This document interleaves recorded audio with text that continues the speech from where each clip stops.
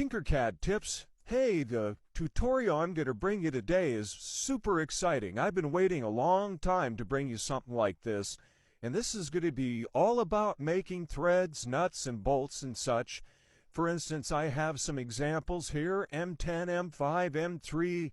Over here I have a 3/8 and a 1/4 20. Now, first off, I want to give credit where credit is due.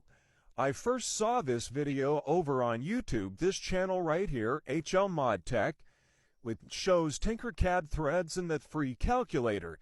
So today I'm going to show you how this works and how we can very easily make some of these really great threads that are going to work the first time you print them.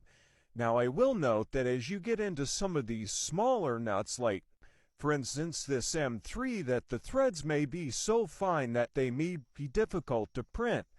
But for other nuts and bolts and threaded things like an M10 or this 3/8 for example here, these work just fine. And towards the end of this video, I actually printed this 3/8 here, both the nut and the bolt, and I'll show you how perfectly it worked with an actual one. Now, all of this is going to be based upon this worksheet right here. And up above the video here, I've shown the link to this. It's bit.ly/TPTINK. The link is above. And you click on the link and you'll get this spreadsheet. And on this spreadsheet, what you're going to see here is all the different sizes. Here's some standard thread sizes, nut and bolt sizes. And as we go down the list, we get into some of our millimeter sizes. There's M3, M4, M5, etc., M10, M12, and all of the specs are in this spreadsheet with the parameters to show you how to make them. So in this example that I'm going to do right now, let's do this one right here, this 3/4 by 10. So what you're going to see here, this is just a column number here, or a row number I should say. This happens to be a standard size 3/4 by 10 UNC, so this is coarse thread. And then we have 3 columns of the actual engineering specs, the pitch, the major, and the minor. Then to the right of that, we're going to have the thread parameters to make the hole, like in the nut and the core cylinder. And over here to the right, we're going to have the thread parameters for the screw. So let me show you how this works. We're going to come back here into TinkerCAD. Let's bring this out here. The first thing I want to do is just bring out a hexagon here. We're going to put a hexagon head on it. I'm going to hold Alt-Shift. I'm going to scale this down to, I don't know, let's say 12 millimeters. And let's make this one just 4 millimeters high. And we'll turn it yellow. And we're going to come back to this in just a moment. Now, the real magic happens here is we need to look for a shape generator. So we're going to do a search, and you're going to type in the word screw as CREW, and the shape we're looking for is right here. Let's bring out 2 of these. We're going to need one to do the hole, and we're going to need another to do the threads of the bolt. So we'll bring these out here. Let's go ahead and close this back out.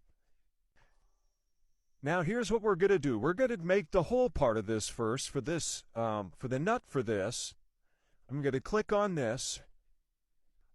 And for now, we'll leave the color. And what we're going to be doing is changing these values over here to the right. So we're going to reference our chart. Here's the thread parameters for the hole. The first is the inner radius, 8.3. So I'm going to click in here, 8.3, 9.68, 9.68. Next one is 2.01, 2.01, 0.42, 0.42, 1064. Going to make the number of turns 10. That's already at 64. Total height 25.4 and clockwise. 25.4, and we're going to make this clockwise. So there's our, oops, let's click on that again. 25.4. There we go. Now we need the center portion of this. So for that, we're going to bring out, wants to keep changing. Sometimes you have to retype these. There we go, 25.4. Now let's bring out a cylinder here. Reference this. Here's our core cylinder dimensions, 16.62. So holding down Alt and Shift, I'm going to click on this, 16.62, and then 25.4 for the height. 25.4 for the height. There we go. Let's shift select the threads there. Let's align those together in all three directions. Going to turn them into hole shapes. Make sure they're both selected, and let's go ahead and group those together. Now we're going to take one of our hexagons here. Let's make a duplicate of this. Actually, let's just take this one here, and let's resize this one a bit.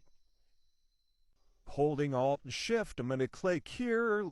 Let's try 18. Let's try that again. Let's make this 20. There we go.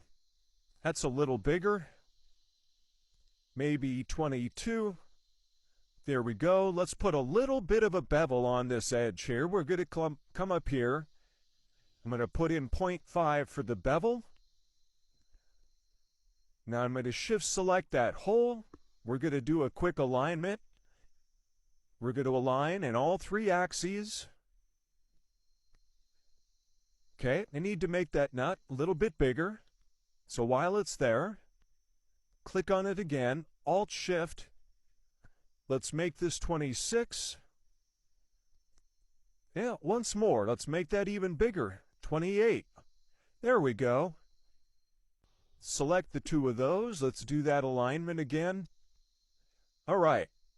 Now, before we group this, let's go ahead and grab a duplicate of that. Set that off to the side. We'll use that for the bolt part of it. Can shift or select the two of these here. Let's group those together. And when it resolves, it'll look like this. You can click on that. T to make it transparent. You can see those threads inside of there.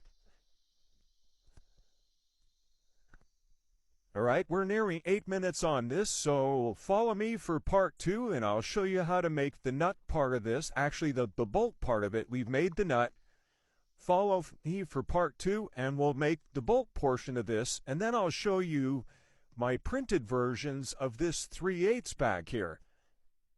Like, follow, and share.